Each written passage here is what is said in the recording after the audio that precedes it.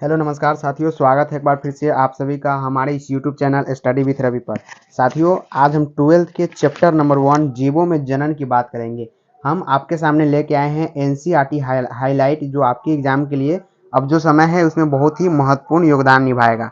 साथियों, लास्ट समय में आपको सिर्फ रिवीजन करना है और जो भी है 12th का स्टूडेंट है या नीट का स्टूडेंट है, जो भी है सभी इस वीडियो को देख सकता है, क्योंकि ये आपके लिए बहुत ही ज़्यादा इंपॉर्टेंट है और एनसीईआरटी से ये सवाल आपसे पूछा जा सकता है, जो मैं आज हाईलाइट करके लाया हूँ। तो चलिए स्टार्ट करते हैं। जैसा कि आपके स्क्रीन के सामने दिख रहा होगा, जीवों में जनन इस चैप्टर का नाम है। और चलिए स्टार्ट करते हैं, देखते हैं कि आखिर हाईलाइटर में क्या पूछा गया है और क्या लिखा गया है। मैं पूरी व्याख्या करूंगा, जितने भी इसमें क्वेश्चंस बनेंगे सभी मैं बताऊंगा आपको। तो देखिए यहाँ पे पहला है कि सबसे पहले आएंगे कि जीवों में जनन। तो सबसे पहले जीव विज्ञान की बात करेंगे। Father of biology, father of biology हम किसको कहते हैं? अरस्तु को कहते हैं। यहाँ पे लिखा गया है थोड़ा कर्सिंग में, जो मैंने पहले ही लिख रखा है। तो फादर ऑफ बायोलॉजी यानी जीव विज्ञान के जनक कौन है? अरस्तु है। और इसमें आपसे पूछा जाएगा कि जूलॉजी विज्ञान के जनक कौन है? तो वो भी क्या है? अरस्तु ही है। और अगर बॉटनी विज्ञान के जनक बोले तो साथियों वो थियोफ्रेस्टस है। तो ये क्लियर है। सबसे पहला आपसे सवाल यही पूछा जा सकता है कि जीव विज्ञान के जनक कौन है? तो अरस्तु है। और बॉटनी विज्ञान के जनक कौन है? तो थियोफ्रेस्टस है।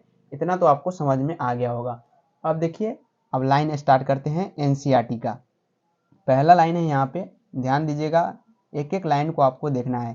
कहता है कि प्रत्येक जीव केवल कुछ निश्चित समय तक ही जीवित रह सकता है। जैसा कि हम है और जानवर है, जो भी है एक निश्चित सीमा तक ही जीवित रहता है। जैसे हम लोगों का पूरा जीवन अवधि कितना है? 100 वर्ष है। तो हाईलाइट में यहाँ पे क्या क्वेश्चन उठ सकता है आपके? पहला सवाल यहाँ से उठ सकता है कि जीव के जन्म से, क्या जीव के जन्म से उसके प्राकृतिक मृत्यु तक का यह काल उस जीव का जीवन अवधि कहलाता है। यह जीवन अवधि कहलाता है। और एनसीईआरटी को थोड़ा बचाने के लिए मैं ऊपर से क्या नोट्स बना के लाया हूँ, जो आपके स्क्रीन के सामने ये रहा नोट्स है। आपके सामने ये रहा। जीवन अवधि क्या होता है आप लोग यहाँ से समझिए पूरी तरह से।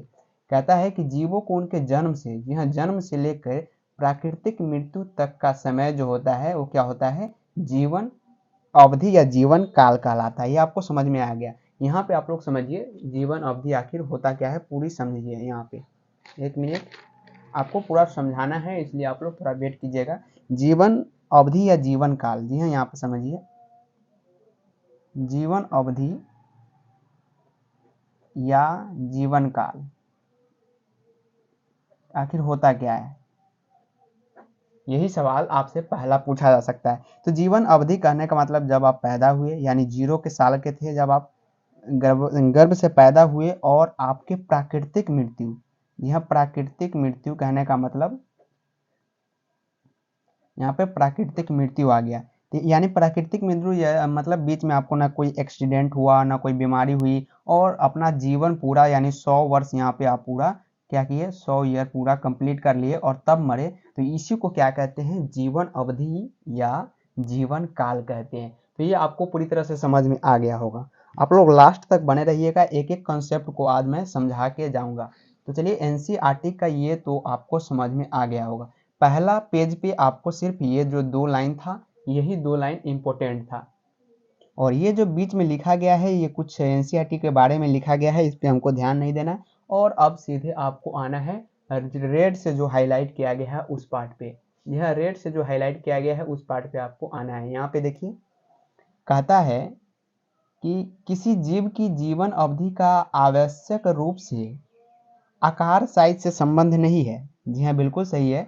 किसी भी जीव के आकार और साइज से आप अनुमान नहीं लगा सकते कि कौन सा जीव बड़ा है या कौन सा जीव का जीवन अवधि बड़ा है या छोटा है, क्योंकि यहाँ पे क्या होता है, संबंध नहीं है। कौवा और तोता में जब आप अंतर कीजिएगा तो आकार में कोई अंतर नहीं होता, फिर भी दोनों का जीवन अवधि में बहुत अंतर होता है। ठीक इसी प्रकार से आम के वृक्ष और आम के वृक्ष की जीवन अवधि पीपल के वृक्ष की जीवन की तुलना में बहुत कम होता है। यानी किसी भी जीव जंतु या पेड़ पौधा कुछ भी हो, उनके आप आकार से अनुमान नहीं लगा सकते कि किनकी उम्र सीमा ज़्यादा होती है। आप लोग यहाँ पे समझिए, मैं फिर से नए पेज लेके आ रहा हूँ आपके स्क्रीन के सामने, ताकि आपको पूरी तरह से समझ में आए। समझिए, यहाँ पे कहने का मतलब कि कौवा और तोता, जी हाँ तोता की बात करते हैं और दूसरी ओर क्या कौवा की बात करते हैं। समझ रही ये 2 पॉइंट आपके स्क्रीन के सामने है। तो तोता का क्या होता है, जीवन काल कितना होता है, 140 वर्ष होता है। जी हाँ, इनकी प्राकृतिक मृत्यु तक का जीवन काल टोटल कितना होता है, 140 वर्ष। दूसरी ओर कौवा की बात करते हैं तो ये मात्र, यहाँ पे देख सकते हैं आपके स्क्रीन, यहाँ पे भी आपको दिखाया गया होगा, मात्र यहाँ पे देखिए सभी यहाँ पे दिया गया है आपके एनसीईआरटी में। यहाँ पे देखिए कौवा का मात्र 15 वर्ष दिया गया है। तो यहाँ पे आप लोग समझिए, यहाँ समझिए आप लोग, कौवा का यहाँ पे कितना हो जाएगा, मात्र 15 वर्ष हो जाएगा, 35 नहीं, यहाँ पे मात्र 15 वर्ष। लेकिन अगर साइज की बात करते हैं, जी हाँ साइज की बात करते हैं दोनों का, तो दोनों का साइज क्या होता है साथियों, सेम होता है या नहीं, दोनों का साइज क्या होता है, सेम होता है। तो ये पॉइंट आपको पूरी तरह से समझ में आ गया होगा कि किसी भी जीव जंतु या कोई भी प्राणी हो, उनके आकार से हम ये अनुमान नहीं लगा सकते कि कौन सा जीव बड़ा होगा या कौन सा जीव का जीवन काल ज़्यादा होगा या कौन सा जीव का जीवन काल कम होगा। तो ये पॉइंट आपको समझ में आ गया होगा। ये पॉइंट देख लीजिए आप पूरी तरह से, आपको स्क्रीन के सामने पूरी तरह से दिख रहा होगा। तो फिर से इसको रीडिंग करते हैं। कहता है कि किसी जीव के जीवन अवधि का आवश्यक रूप से आकार साइज से संबंध नहीं होता। कौवा और तोता के आकार में कोई अंतर नहीं होता, जैसा कि हमने रफ पेज पे बताया भी। कोई भी इन दोनों के जीवन अवधि में बहुत अंतर होता है। ठीक इसी प्रकार से अब आम के वृक्ष और जीवन अवधि, यानी आम के वृक्ष के जीवन अवधि और पीपल के वृक्ष के जीवन अवधि की अगर तुलना करते हैं, पीपल के तुलना करते हैं तो पीपल का ज़्यादा होता है और आम का कम होता है। आगे देखिए, अब जो आपको पीला से जो हाईलाइट किया गया है उसको देखिए, वो इम्पोर्टेंट है फिर आपके लिए। कहता है कि अवधि भले ही कितनी ही हो, परंतु प्रत्येक जीव की मृत्यु सुनिश्चित है। ये और ये दोनों आपको क्वेश्चंस बना के पूछा जा सकता है आपके एग्जाम में, कि किसी भी जीव जंतु प्राणी पेड़ पौधे कुछ भी हो, उनका मृत्यु क्या होता है, आवश्यक होता है। दूसरे शब्दों में यह कह सकते हैं कि एक कोशिकीय जीवों को छोड़कर कोई भी जीव अमर नहीं होता। एक कोशिकीय जीव कौन होता है साथियों, तो वायरस होता है। वायरस क्या करता है, वो मरने से पहले ही पैदा कर लेता है दूसरी वायरस और वो मर जाता है। इसीलिए कहते हैं कि एक कोशिकीय जीव को छोड़कर कोई भी इस धरती पे अमर नहीं है। तो ये आपको फर्स्ट पेज का था। इस पर टोटल के टोटल जो यहाँ से यहाँ तक हमने समझाया आपको, इतना ही इम्पोर्टेंट था आपके एग्जाम के लिए फर्स्ट पेज से, और आपको कुछ ज़्यादा पढ़ने लायक फर्स्ट पेज पे नहीं है। और जो 3 पॉइंट हमने हाईलाइट कर रखा है उससे ज़्यादा भी आपके एग्जाम में नहीं आएंगे, ये आप पूरे 100% मान के रखिए। तो हाईलाइट में यही आपको फायदा होगा, जो आपने 2 क्लास 3 क्लास में पढ़ा है वो आज एक दिन में ही आपको एक चैप्टर खत्म हो जाएगा और पूरी समझ में आ जाएगा और रिवाइज भी हो जाएगा। साथ ही साथ पहला पेज पर एक चीज़ और आपको दिख रहा होगा शायद स्क्रीन के सामने, यहाँ पे देखिए हमने पहले ही लिख रखा है, क्योंकि जो अंदर में है और उसको हाईलाइट नहीं किया गया है तो उसको मैं पेज पे लिख के रखा हूँ। यहाँ पे आपको दिख रहा होगा, भ्रूण विज्ञान के जनक भी कौन है साथियों, अरस्तु ही है। जी हाँ, भ्रूण विज्ञान के जनक अरस्तु है। जूलॉजी विज्ञान के जनक अरस्तु है और बायोलॉजी के जनक भी अरस्तु है। 3 क्वेश्चन तो आपको यहाँ से हो गया और एक क्वेश्चन तो आपको यहाँ से हो जाएगा कि जन्म से लेकर उनकी प्राकृतिक मृत्यु का काल उस जीवन अवधि या जीवन काल कहलाता है।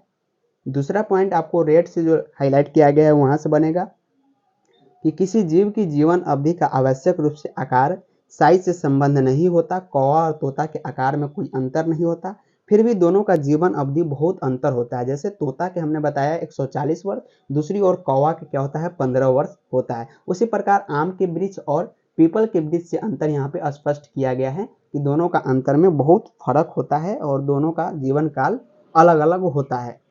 तो साइज से बिल्कुल भी आप लोग अनुमान नहीं लगा सकते, यही कहने का मतलब है यहाँ पे। तो ये सवाल आपको यहाँ से पूरी तरह से क्लियर हो गया होगा।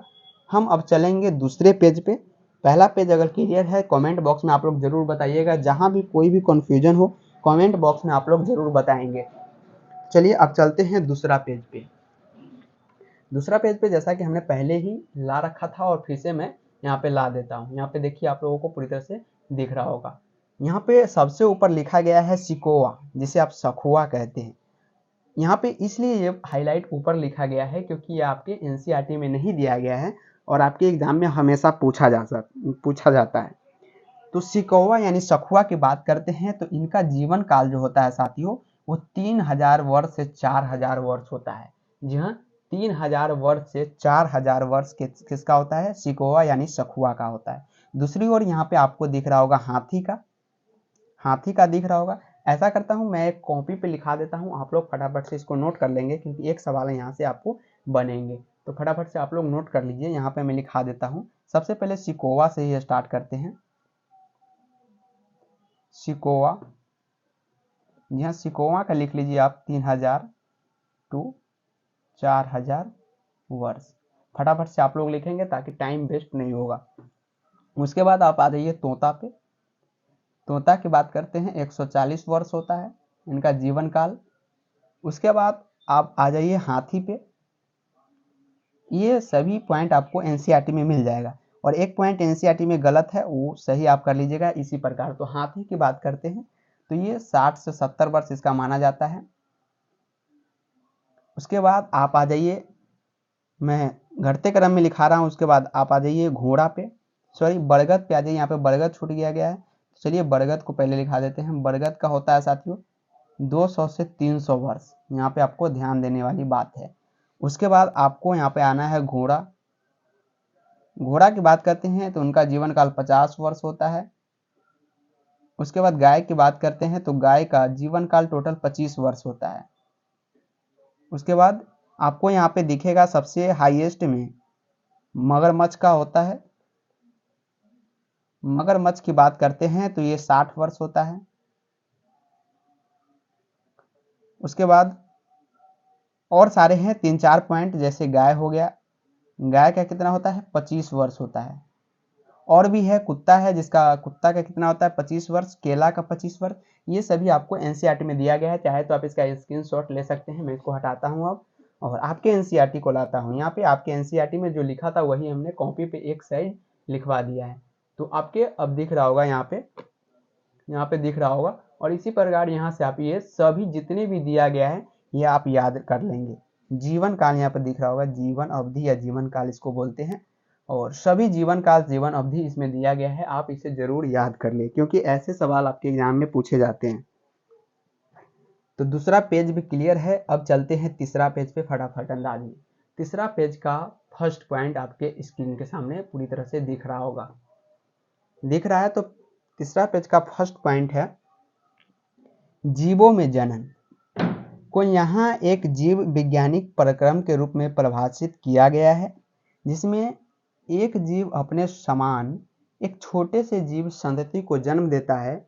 संतति में वृद्धि होती है, उसमें परिपक्वता आती है तथा इसके बाद वह नई संतति को जन्म देती है। इस प्रकार जन्म, वृद्धि तथा मृत्यु चक्र चलता रहता है।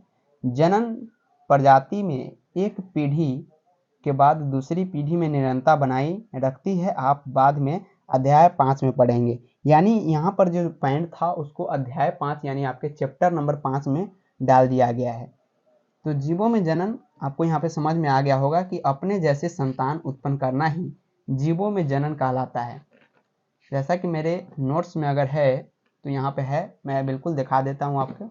यहाँ पे नोट्स में दिख रहा होगा, यहाँ पे जनन किसी भी जीव द्वारा अपने समान जीव उत्पन्न करना ही जनन कहलाता है। ये 2 प्रकार का होता है जो आगे है अब आपके स्क्रीन के सामने एनसीईआरटी में जो है वह आपको बताते जा रहा हूँ।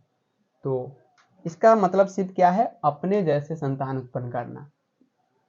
अब आइए, अब जो पीला से हाईलाइट किया गया है उसको समझिए, वो भी इम्पोर्टेंट है आपके एग्जाम के लिए। तो पीला से क्या हाईलाइट किया गया है कि जीव किस प्रकार से जनन करते हैं, उसके वास, उसकी आंतरिक शरीर क्रिया विज्ञान तथा अन्य कई कारक समूह रूप से उत्तरदायी है। जनन क्रिया 2 प्रकार की होती है जो एक अथवा 2 जीवों के बीच भागीदारी पर आधारित रहती है। जब संतति की उत्पत्ति एकल जनक युग्मक यानी गैमीट के निर्माण की भागीदारी के साथ अथवा इसकी अनुपस्थिति में हो तो वो अलैंगिक जनन कहलाता है। इसे आप इम्पोर्टेंट मानिए। जब 2 जनक विपरीत लिंग वाले जनन क्रिया में भाग लेते हैं और नर और मादा युग्मक गैमीट में युग्मन होता है तो लैंगिक जनन कहलाता है। इसको आप कॉपी पे समझना चाहे तो बहुत ही अच्छा रहेगा। चलिए मैं इसको कॉपी पे समझाता हूँ। कॉपी आपकी स्क्रीन के सामने है। अलैंगिक जनन कहने का मतलब आपको यहाँ पे दिख रहा होगा पूरी तरह से। अलैंगिक जनन, अलैंगिक जनन कहने का मतलब मान लीजिए ये कोई शरीर है और ये शरीर क्या किया, अपने आप विभाजन कर लिया। यहाँ पे क्या किया साथियों, ये विभाजन किया और दो शरीर में बट गया, तो ये क्या कहलाता है, अलैंगिक जनन कहलाता है।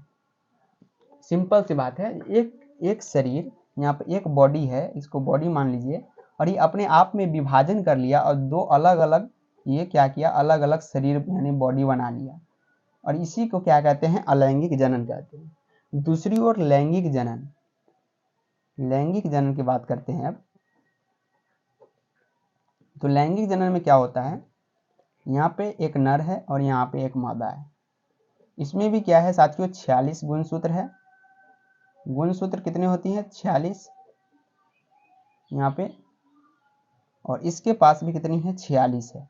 तो यहाँ पे होता क्या है, इससे 23 गुणसूत्र आते हैं और इससे भी 23 गुणसूत्र आते हैं। आपस में क्या होते हैं, यहाँ पे मिलते हैं और उसके बाद एक नई बॉडी का निर्माण होता है। यानी हाफ हाफ दोनों का इसमें लक्षण होता है, इसका भी और इसका भी। तो ये आपको पूरी तरह से समझ में आ गया होगा यहाँ पे कॉपी के माध्यम से। अब हम चलेंगे एनसीईआरटी पे। एनसीईआरटी क्या कहता है, एनसीईआरटी अलैंगिक जनन के बारे में कहता है कि इस विधि में एक जीव जनन संतति उत्पन्न करने की क्षमता रखता है। जैसा कि हमने बताया कि एक जीव अलग संतति उत्पन्न करने की क्षमता रखता है। इसके परिणाम स्वरूप जो संतति उत्पन्न होती है वह केवल एक दूसरे के समरूप ही नहीं बल्कि अपने जनक के एकदम समान होता है। जी हाँ, अपने जनक के इसलिए समान होता है क्योंकि यहाँ पे आप लोग समझिए, अपने जनक के समान होने का मतलब है ये एक ही जनक से पैदा हुआ है। जी हाँ, ये एक ही जनक से अलग हो गया, तो ये एकदम हूबहू होता है, समान, जैसा कि लगता है कि एकदम जुड़वा है, इस तरह से ये अपने जनक के समान दिखते हैं। लेकिन यहाँ पे क्या होता है, यहाँ पे लैंगिक है और लैंगिक में अलग अलग यहाँ पे क्रोमोसोम आए हैं, 23 आए हैं, तो ये बिल्कुल दोनों से भिन्न हो सकता है। जी हाँ, दोनों से भिन्न हो जाएगा। दोनों से क्या हो जाएगा, ये डिफरेंट हो सकता है, या कुछ लक्षण नर का दिखा सकता है, कुछ मादा का लक्षण दिखा सकता है। तो ये आपको समझ में आ गया होगा। लेकिन एनसीईआरटी क्या कहता है, आप लोग एनसीईआरटी को समझिए। तो यह केवल एक दूसरे के समरूप ही नहीं बल्कि अपने जनक के एकदम समान होता है। क्या यह संतति आनुवंशिक रूप से भी एक समान या भिन्न होता है, यह आपसे पूछा गया है और इसका आंसर आप लोग कमेंट बॉक्स में बताएंगे। किसका, इसका आंसर आपको कमेंट बॉक्स में बताना है। क्या यह संतति आनुवंशिक रूप से भी एक समान अथवा भिन्न होता है। और अगला पॉइंट है कि आकारकीय अथवा आनुवंशिक रूप से एक समान जीवों के लिए क्लोन शब्द की रचना की गई है। यानी आनुवंशिक रूप से भी और आकारकीय रूप से भी अगर कोई जीव एक समान दिखता है तो उसको क्या कहते हैं, क्लोन कहते हैं। और ये सवाल आपसे आपके एग्जाम में पूछा गया है, बिहार बोर्ड में या नीट में भी ये सवाल पूछा गया है। तो यहाँ पे जो भी हाईलाइट किया गया है सभी इंपॉर्टेंट पॉइंट है। और क्लोन किसको कहते हैं, जब आकारकीय रूप से और आनुवंशिक रूप से कोई भी जीव समान हो, एक समान हो बहु हो, तो उसे क्लोन कहते हैं। और इसका जो पॉइंट था यहाँ पे, क्या संतति आनुवंशिक रूप से भी एक समान या भिन्न हो सकता है, होती है। तो यहाँ पे क्या होता है, भिन्न नहीं होती है, आनुवंशिक रूप से भी समान होती है। क्योंकि अगला पॉइंट आपको यही बता रहा है कि आकारकीय तथा आनुवंशिक रूप से एक समान अथवा एक समान जीवों के लिए क्लोन शब्द की रचना की गई है। अगला हाईलाइट पॉइंट क्या कहता है, अगला हाईलाइट पॉइंट है कि अलैंगिक जनन, यहाँ पे देखिए, अलैंगिक जनन सामान्य रूप से एकल जीव पादप अथवा जीव अपेक्षाकृत साधारण जीव आदि में पाया जाता है। प्रजीव तथा एक केंद्रीय जीव पोटिस्टा मोनेरा, यहाँ पे आपको दिख रहा होगा नीचे, पोटिस्टा मोनेरा में एक जनक कोशिका दो में विभक्त होकर नए जीव को जन्म देती है। अतः इस जीवों में समसूत्री कोशिका विभाजन एक प्रकार की जनन की क्रिया विधि है। बहुत से लैंगिक जनन जीव द्विखंडन में उत्पन्न होते हैं। इनमें एक कोशिका दो भागों में विभक्त हो जाता है और प्रत्येक भाग एक वयस्क के रूप में तीव्रता से क्या होता है, वृद्धि करने लगते हैं, पूर्वक वृद्धि कर जाती है। तो यही मैं आपको कॉपी पे बताया था, जो सेम टू सेम यहाँ पे लिखा गया है एनसीईआरटी में, वही मेरे कॉपी में शॉर्ट नोट्स के रूप में लिखा गया है, जो मैं फिर से आपके सामने लाना चाहूँगा। मैं आपके सामने ये रहा, अलैंगिक जनन एक्सेक्सुअल रिप्रोडक्शन कहता है अलैंगिक जनन लिंगों का भेद नहीं होता, इसमें सिर्फ एक जनन की आवश्यकता होती है और जनन से उत्पन्न संतान अपने जनक के एकदम समान या क्लोन होते हैं। यही पॉइंट आपको मैं यहाँ पे पीछे भी समझाया था, ये पॉइंट में यही समझाया था। यहाँ पे देखिए, इस पॉइंट में मैं समझाया था यहाँ पे अलैंगिक जनन के बारे में कि अपने जनक के हूबहू समान होता है, और लैंगिक जनन क्या होता है, बिल्कुल भिन्न होता है। तो चलिए एनसीईआरटी में देखिए, एनसीईआरटी में एग्जाम्पल भी दिया गया है अलैंगिक जनन का, जो कि इम्पोर्टेंट है। यहाँ पे आप लोग एग्जाम्पल इसे याद रखेंगे। यहाँ पे दिया गया है जनक कोशिका है, और ये जनक कोशिका ईस्ट में मुकुलन का दिया गया है और अमीबा में द्विविखंडन का दिया गया है। तो ईस्ट में मुकुलन का सबसे पहले ये है, ये जो दिख रहा है आपके सामने, ये क्या है, ईस्ट है। ये क्या है, ये ईस्ट का दिया गया है। और ईस्ट में क्या होता है, मुकुल निकलता है, जो आपके यहाँ पर सामने दिया गया है। क्रोमोजोम ये जो दिख रहा है आपको, ये जो क्रोमोजोम दिख रहा है, ये क्रोमोजोम सबसे पहले ऊपर घिसकता है। मैं यहाँ पे कॉपी पे समझाना चाहूँगा। यहाँ पे देखिए आप लोग, ये कोई क्रोमोजोम है मान लीजिए यहाँ पे, और ये जो क्रोमोजोम है यहाँ इसका पिंड है और ये न्यूक्लियस है। ये क्या होता है, धीरे धीरे खिसकता है, ऊपर की ओर खिसकता है ऐसे, और कुछ भाग बाद में क्या होता है, ऐसे सिकुड़ जाता है। ऐसे सिकुड़ के क्या करता है, आपस में विभेदित होना चाहता है, और कुछ देर बाद यहाँ से ये टूट जाता है। यहाँ से क्या होता है, टूट जाता है और अलग अलग भाग बना लेता है ऐसे करके। तो यहाँ पे वही यहाँ पे दर्शाया गया है। यहाँ पे देख सकते हैं, ऐसे आप तीर का निशान यहाँ पे लगा सकते हैं। तो यहाँ पे जनन कोशिका है सबसे पहले, और जनन कोशिका आपस में क्रोमोजोम को ऊपर यहाँ पे ले गया। उसके बाद यहाँ से फिर विभक्त होना चाहा, कुछ कटिंग बनाया, यहाँ पे नोकनुमा संरचना बनाया, और आपस में यहाँ पे देख सकते हैं विभक्त हो गया, अलग अलग क्रोमोजोम हो गया। तो यही अलैंगिक जनन है, ये आपस में विभक्त हो जाते हैं, और एकल जनक से ही ये दो जनक बन गया। एकल जनक से यानी दो पुत्री कोशिका का निर्माण किया। दूसरी ओर यहाँ पे आपको दिख रहा होगा अमीबा में द्विविखंडन, ये भी अलैंगिक जनन का एग्जाम्पल है। तो अमीबा में द्विविखंडन आपको यहाँ पे स्क्रीन के सामने ये दिख रहा है। ये क्या है, अमीबा है। अमीबा का ये जो रेड कलर का है, ये क्या है, केंद्रक है। उसके बाद ये क्या किया, नीचे की ओर यहाँ पे दर्शाया गया है। यहाँ पे क्या होता है, ये अपनी आकार में थोड़ी चेंजेस करता है, और यहाँ पर जो न्यूक्लियस यानी केंद्रक था वो क्या है, थोड़ा लंबा हो जाता है। देख सकते हैं आपके स्क्रीन के सामने दिख रहा होगा, न्यूक्लियस है जो थोड़ा लंबा हो गया। उसके बाद यहाँ पे न्यूक्लियस आपस में क्या हो गया, थोड़ी पतली हो गई, और अपने आप से बिखरना चाहिए, यानी टूटना चाहती है। और एक देखिए यहाँ पे नलीनुमा संरचना बन गया, जो कि एकदम टूटने की कगार पे है, और आपस में विभक्त होता है। आपस में विभक्त होकर दो न्यूक्लियस दोनों में आ जाते हैं, एक एक न्यूक्लियस। उसके बाद ये संतति कोशिका इसको कहते हैं। तो यही थी अलैंगिक जनन का एग्जाम्पल। दो एग्जाम्पल इस पेज पे दिया गया है। आगे देखते हैं कि आगे आपसे क्या दिया गया है। आगे आपको यहाँ पे दिख रहा होगा, मैंने कुछ लिख रखा है अपने हाथों से एनसीईआरटी पे, ऐसे आप लिख सकते हैं क्योंकि ये इम्पोर्टेंट पॉइंट होता है। तो यहाँ पे देखिए एग्जाम्पल दिया गया है क्लेमाइडोमोनास में अलैंगिक चल बीजाणु, यानी क्लेमाइडोमोनास जो होता है उसमें क्या होता है, अलैंगिक जनन चल बीजाणु के द्वारा होता है। यहाँ पे देखिए ये क्या है साथियों, एकल कोशिकीय हरा शैवाल है। इसको क्या कहते हैं, एकल कोशिकीय हरा शैवाल कहते हैं। और ये इसका जो ये पंखुड़ी निमन निकला हुआ है, जो आपको धागे के समान दिख रहा है, ये जो धागे के समान आपको दिख रहा होगा यहाँ पे, ये इसका क्या है, कशाविका है। इसके द्वारा ये गति करता है, कशाविका। तो ये आपको समझ में आ गया होगा फर्स्ट फिगर। दूसरा फिगर को समझिए। दूसरा फिगर है आपके सामने हाइड्रा का। हाइड्रा का फिगर यहाँ पे दिख रहा होगा। ये इसका क्या है, ये मुख है, और ये क्या है, कलिका। ये कलिका निकल जाती है और फिर से एक हाइड्रा का निर्माण कर देता है। तो दूसरा फिगर भी आपको समझ में आ गया होगा। अब चलते हैं क्लेमाइडोमोनास, सॉरी पेनिसिलियम में क्लोडिया। पेनिसिलियम में क्लोडिया, इसको क्या कहते हैं, यहाँ से यहाँ तक की अवस्था को हाइफा कहते हैं। उसके बाद साथियों इसको क्या कहते हैं, जो छोटी छोटी ऊपर निकली हुई है, इसको क्या कहते हैं, कनोडिया कहते हैं। और यहाँ पे आपको स्पंज का भी स्ट्रक्चर दिया गया है। स्पंज में आप देख सकते हैं कैसी घरानुमा संरचना है, बीच में जितने भी गोले गोले दिख रहे हैं सभी क्या है, बीज है। और ये जो आपको यहाँ पे कटिंग दिख रही है साइड साइड से, ये क्या है, स्पंज गुहा है। तो ये क्लियर है। अब देखिए एनसीईआरटी का लाइन आखिर क्या बोल रहा है। एनसीईआरटी कह रहा है कि पूर्व वृद्धि करता है जैसे अमीबा, पैरामीशियम आदि। ईस्ट में यह विभाजन एकल समान नहीं होता तथा छोटी कलिकाएं उत्पन्न हो जाती है। छोटी कलिकाएं आपको यहाँ पे दिख रहा होगा, यहाँ पे आपस में शरीर से एक छोटी कलिका निकलती है। यहाँ पे आप देख सकते हैं, ये देखिए छोटी कलिका। और छोटी कलिका जब यहाँ से निकलती है तो यहाँ पे आपस में विभक्त होकर नई कोशिका यानी जनन कोशिका से जुड़ जाती है और बाद में अलग होकर एक इष्ट जीव में परिपक्व हो जाता है।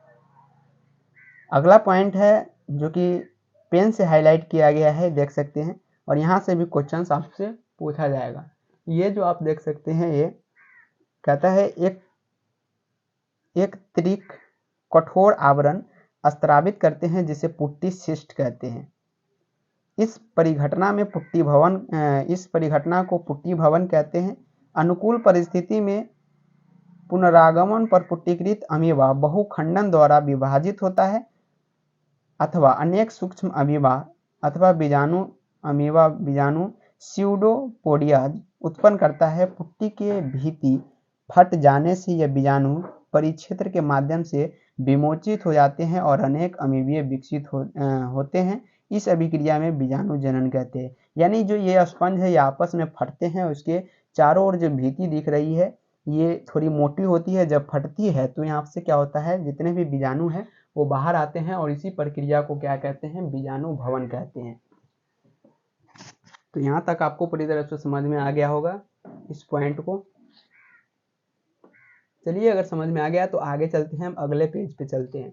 अगला पेज आपके स्क्रीन के सामने दिख रहा होगा, बहुत ही इंपॉर्टेंट पेज है ये। अगला पेज देखिए, अगला पेज है, सबसे पहले आपको आलू दिख रहा होगा। तो आलू में यहाँ पे क्या होता है, ये जितनी भी छोटी छोटी कली आपको यहाँ पे दिख रही है, ये क्या होता है, आँख होता है। और अंकुरनशील आँख जो कलिका होती है वो साइड से निकलती है और थोड़ी डबल होती है। थोड़ी क्या होती है, डबल होती है। उसके बाद यहाँ पे पूर्व संधि यहाँ पे आपको दिख रहा होगा, और यही कलिका जो होती है आलू की, यही आपस में इसको अगर काट के अगर रोप देते हैं तो नई आलू का निर्माण करता है। उसी प्रकार अदरक आपको दिख रहा होगा और अपस्थानिक मूल आपको दिख रहा होगा। अदरक में जो छोटी छोटी जड़ें होती है उसको क्या कहते हैं, अपस्थानिक मूल कहते हैं। और जो छोटी छोटी ऐसे ऐसे निकली हुई रहती है इस प्रकार से, इसको क्या कहते हैं, कलिका कहते हैं।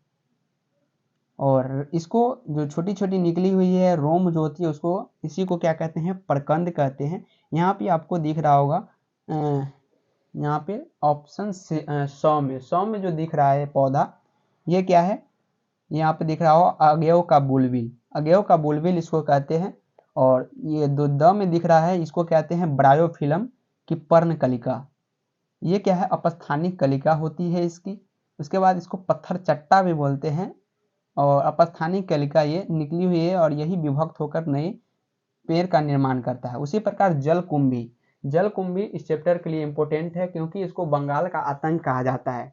जलकुंभी हमारे देश में विदेश से शोभा बढ़ाने के लिए लाया गया था। सबसे पहले कई वैज्ञानिकों द्वारा सबसे पहले इसको अच्छे ढंग से घरों में सजावट के रूप में उपयोग किया गया।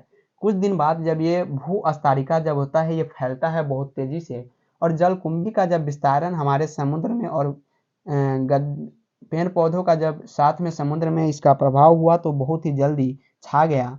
और ये बंगाल में सबसे घातक काम किया पहुंचाने का मछलियों पे, क्योंकि ये ऑक्सीजन का सबसे ज़्यादा शोषण करता है। और जब ऑक्सीजन सबसे ज़्यादा ये ले लेता है तो मछली को ऑक्सीजन जल में नहीं मिल पाता, जल से ऑक्सीजन को खींच लेता है और मछली ऑक्सीजन के बिना ही मर जाती है। तो बंगाल का जो अर्थव्यवस्था है वो मछली पे टिका गया है। मछली का उसका अर्थव्यवस्था सबसे ज़्यादा मजबूत है। और वहाँ के जब मछली ही मर जाएंगे तो अर्थव्यवस्था नीचे गिर जाएगा। इसलिए जलकुंभी को बंगाल का आतंक के रूप में जाना जाता है। तो इसे आप समझ सकते हैं, ये नीचे और इसका क्या निकलता है, ये जड़ें निकलती है। ऊपर क्या है, ये जो है भूहस्तारिका है, आपस में जुड़े हुए रहते हैं। जो कि आगे भी पढ़ेंगे इसके बारे में। अब आगे देखते हैं, आगे एनसीईआरटी का हाईलाइट क्या कहता है।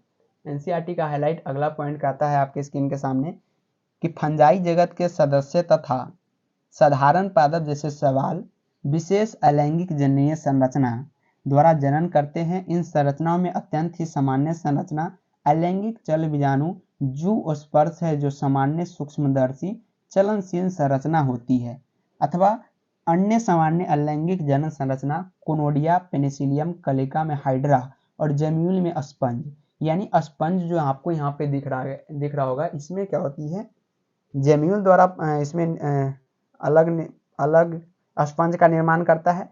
उसी प्रकार यहाँ पे दिख रहा होगा क्या, पेनिसिलियम, इसमें क्या होता है, कोनोडिया यहाँ पे दिख रहा होगा, इसके द्वारा जनन करता है। ऊपर दिख रहा होगा ये क्या है साथियों, ये है क्लेमाइडोमोनास में, तो क्लेमाइडोमोनास भी आपको दिख रहा होगा। इसमें कसाबिका है, एक और कोशिका हारा शैवाल आपको दिख रहा होगा। और हाइड्रा यहाँ पे दिख रहा होगा, ये सब में क्या है, हाइड्रा। हाइड्रा में क्या होती है, कली निकलती है और कलिका के द्वारा क्या होता है, इसमें विभाजन होकर अलग हाइड्रा का निर्माण कर लेते हैं। चलिए अब एनसीईआरटी का अगला पॉइंट देखते हैं, अगला लाइन क्या है। अगला लाइन कहता है, यहाँ पे तो कुछ कक्षा 11 की बात लिखी गई है, इसको पढ़ने की कोई ज़रूरत नहीं है। अगला पॉइंट पे चलते हैं यहाँ पे कि जबकि जंतु अथवा अन्य साधारण जीवों में अलैंगिक शब्द का प्रयोग स्पष्ट रूप से तथा पादपों में इस शब्द का प्रयोग निरंतर किया जाता है, पादपों में लैंगिक प्रवर्धन की इकाई। अब चलते हैं नेक्स्ट पेज पे, और नेक्स्ट पेज ये है आपके सामने, लैंगिक प्रवर्धन की इकाई। और जैसे ऊपरी भूस्तरीय सरपरकंद सरजोम सरकंद बल्ब, यानी यहाँ पे आप लोग समझिए किसके द्वारा इसमें विभाजन होता है और नए पौधे का निर्माण होता है। यहाँ आप लोग समझिए, मैं यहाँ पे एक कॉपी लेता हूँ, रफ कॉपी, और उसमें मैं समझाने की कोशिश करता हूँ। चलिए अगला पेज में यहाँ पे ले लेता हूँ। आपके स्क्रीन के सामने एक कॉपी दिख रहा होगा और इस पर मैं लिख रहा हूँ, इसको आप लोग ध्यान से समझिएगा क्योंकि ये आपको इम्पोर्टेंट है। और मैं एनसीईआरटी में भी लाइन को छोड़ के अलग से लिखा हूँ, जो एनसीईआरटी में लाइन से ये जो जगह होती है इसमें मैं लिखा हूँ। तो समझिए, यहाँ पे सल्क कंद में सबसे पहले 2 आते हैं। सल्क कंद की बात करते हैं तो सल्क कंद में सबसे पहले कितने आते हैं, थोड़ा फट गया, 2 आते हैं। पहला कौन आता है, बल्ब आता है। बल्ब आपके एनसीईआरटी में दिया गया है और कंद दिया गया है, बल्ब और दूसरा क्या, कंद। तो कंद में क्या आता है साथियों, आलू। ये आलू कंद कहलाता है, इसे आप याद रखिए, ये पॉइंट आपके लिए इंपॉर्टेंट है, चाहे स्टार मार्क आप इसे लगा सकते हैं। कंद किसको बोलते हैं, आलू को। बल्ब की बात करते हैं तो इसमें आता है अगेव। अगेव जो आपके एनसीईआरटी में दिया गया है वही है अगेव। उसके बाद लहसुन, उसके बाद क्या आता है, प्याज। इसको क्या कहते हैं, बल्ब कहते हैं। इसे आप याद रख सकते हैं। इसमें जो सबसे ज़्यादा इम्पोर्टेंट पॉइंट है वो प्याज है, जिसे आप बल्ब कहते हैं, इसको बल्ब कहा जाता है। और बल्ब कैसा होता है, गोला। इसी प्रकार आप याद रख सकते हैं, प्याज भी गोल होता है और बल्ब भी। तो ये एनसीईआरटी का जो मैं नेक्स्ट पेज लाया था उसका फर्स्ट पॉइंट और फर्स्ट हाईलाइट पेज था। जलकुंभी अगला पॉइंट है, जलकुंभी। मैं यहाँ पे लिखता हूँ जलकुंभी। चलिए जलकुंभी के बारे में जानते हैं। इसमें भूस्तरीय के द्वारा होता है, भूस्तरीय के द्वारा विभाजन होता है, जिसे ऑफसेट कहते हैं, ऑफसेट इंग्लिश में। तो ये क्लियर है। उसके बाद केला की बात करते हैं। केला में परकंद के द्वारा होता है, केला साथ ही साथ यहाँ पे लिख देता हूँ मैं, परकंद के द्वारा होता है, परकंद। और इसमें केला के साथ साथ इसमें अदरक में भी होता है और हल्दी में भी होता है। आपसे पूछा जाएगा आपके एग्जाम में कि परकंद, केला, अदरक और हल्दी में किसके द्वारा विभाजन होता है या जनन होता है, तो वो किसके द्वारा होता है, परकंद के द्वारा होता है। यहाँ पे आप इसे याद रख सकते हैं। और परकंद का अगर उदाहरण पूछेगा तो परकंद का उदाहरण में केला आ जाएगा, अदरक आ जाएगा, हल्दी आ जाएगा। 3 पॉइंट इसमें आपको समझ में आना चाहिए। तो यहाँ पे आपको दिख रहा होगा पूरी तरह से। चलिए अब आगे चलते हैं, अगला पॉइंट को देखते हैं। अगला है उच्च श्रेणी के पादप। आवृत्ति बीजी अनावृत बीजी दोनों जनन करता है, लेकिन लैंगिक और अलैंगिक दोनों करता है। चलिए मैं एनसीईआरटी के हाईलाइट पे आता हूँ। थोड़ा आपको दिख रहा होगा आपके सामने एनसीईआरटी का हाईलाइट। थोड़ा रेड से जो हाईलाइट किया गया है वो इम्पोर्टेंट है, उस पर आप लोग ध्यान देंगे। तो पहला तो हाईलाइट जो पीला सा था उसको मैं क्लियर किया। अगला हाईलाइट को देखते हैं। कहता है कि अपने निश्चित ही तौर पर जलाशयों के महाविपरीत वाटर हाइंसिस अथवा बंगाल के आतंक के बारे में आवश्यक सुना होगा। ये मैंने आपको पहले ही सुना दिया है बंगाल के आतंक के बारे में। जो कहानी आपको मैंने सुनाया है वही कहानी इसमें लिखा गया है। चाहे तो मैं इसका पढ़ के बता सकता हूँ। चलिए पढ़ देता हूँ। कहता है कि यह कुछ भी नहीं बल्कि जलीय पादप वाटर हाइसिंथ है, जो ठहरे जल में सर्वाधिक वृद्धि करने वाला खरपतवार है। यह जल से ऑक्सीजन खींच लेता है, जिसके परिणाम स्वरूप मछलियां मर जाती है। आप इसके बारे में और अधिक अध्याय 13 और 14 में पढ़ेंगे। आपको जानकर रोचक लग सकता है कि इस पादप का भारतवर्ष में आगमन मात्र इसमें सुंदर आकार के पुष्प अथवा पत्तियों के कारण हुआ। जैसा कि हमने पहले बताया था कि विदेशों से लाया गया है और एक खरपतवार था और सुंदर आकार के कारण इसे हमारे भारत में प्रवेश मिला था। यद्यपि यह कायिक प्रवर्धन द्रुत गति से कर सकता है। द्रुत गति कहते हैं, कहने का मतलब बहुत फास्ट से कर सकता है। उसके बाद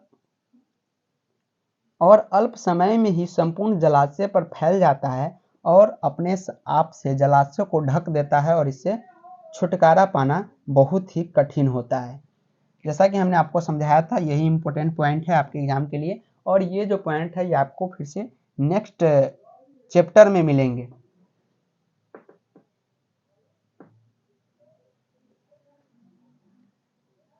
चलिए तो इतना पॉइंट है, इसको मैं पढ़ के आज की क्लास को समाप्त करूंगा, क्योंकि अगला हाईलाइट मैं नेक्स्ट क्लास में लाऊंगा। तो कहता है कि आप इस तथ्य से परिचित है कि आलू, गन्ना, केला, अदरक, डहलिया पादपों की खेती किस प्रकार की जाती है। आप अपने आलू के कंद पर स्थित कलिका, जिसे आंख भी कहते हैं, ये हमने पहले बताया है कि केले तथा अदरक के प्रकंद से नन्हा सा पादप निकलता हुआ देखा है, यह आपने देखा होगा। जब आप ध्यान से पूर्वक उपयुक्त सूचीबद्ध पादपों से विकसित होने वाले पादप प्लांटेट्स के उत्पत्ति स्थान का निर्धारण को प्रयत्न करेंगे, तब आप पाएंगे कि अधिकतर इन पादपों में कायांतर स्तंभों की उपस्थिति पर्वसंधियों नोड से उत्पन्न होती है। जब यह पर्वसंधि निमुक्ति मृदा अथवा जल के संपर्क में आती है, तब इसके मूल रूट्स तथा नए पादप उत्पन्न होते हैं। ठीक इसी प्रकार पत्थर चट्टा के बारे में आपने सुना होगा। बरायोफिल्म की पत्ती में कांटे किनारे से अपास्थनी एडवेंटिस कलिकाएं उत्पन्न होती है। माली लोग इसे किसान पादपों में गुण सामर्थ्यों को पूरा लाभ उठाते हुए ऐसे पादपों को बड़े पैमाने पर प्रवर्धक करते हैं। अगला क्वेश्चन आपसे यहाँ से पूछा जा सकता है कि ध्यान देने योग्य एक रोचक बात है कि अपेक्षाकृत साधारण जीवों में अलैंगिक जनन के आरंभन से पूर्व जनन की लैंगिक विधि की ओर बढ़ने लगती है। यहाँ पता करें कि किस प्रकार की लैंगिक जनन प्रतिकूल परिस्थितियों में इन जीवों को जीवित रहने में सहायक करता है। लैंगिक जनन ऐसी परिस्थितियों को सफलतापूर्वक क्यों संपन्न करता है, ये आपको जवाब देना है कमेंट बॉक्स में। उच्च श्रेणियों के पादप में दोनों विधियों अलैंगिक कायिक तथा लैंगिक द्वारा जनन देखा गया है। दूसरी ओर अधिकांश जंतुओं में जनन की केवल लैंगिक विधि होती है। ये यहाँ पे इम्पोर्टेंट पॉइंट है कि उच्च श्रेणी के पादप जैसे बड़े पादप में क्या होता है, दोनों विधियों द्वारा जनन होता है। अलैंगिक यानी कायिक तथा लैंगिक द्वारा जनन देखा गया है। दूसरी ओर अधिकांश जंतु में जनन की जो केवल लैंगिक विधि है वो सबसे ज़्यादा विख्यात है। तो आज की क्लास में हम रखेंगे सिर्फ अलैंगिक जनन तक ही, और आपको जो दिख रहा होगा लैंगिक जनन, ये जो लैंगिक जनन दिख रहा है ये मैं नेक्स्ट क्लास में लेके आऊँगा और नेक्स्ट क्लास में इस चैप्टर को ख़त्म करूँगा। तो तब तक के लिए इतना ही। कैसा लगा आज का एनसीईआरटी हाईलाइट, तो आप लोग ज़रूर बताइएगा कमेंट बॉक्स में। तब तक के लिए इतना ही। जय हिंद, जय भारत, जय बिहार।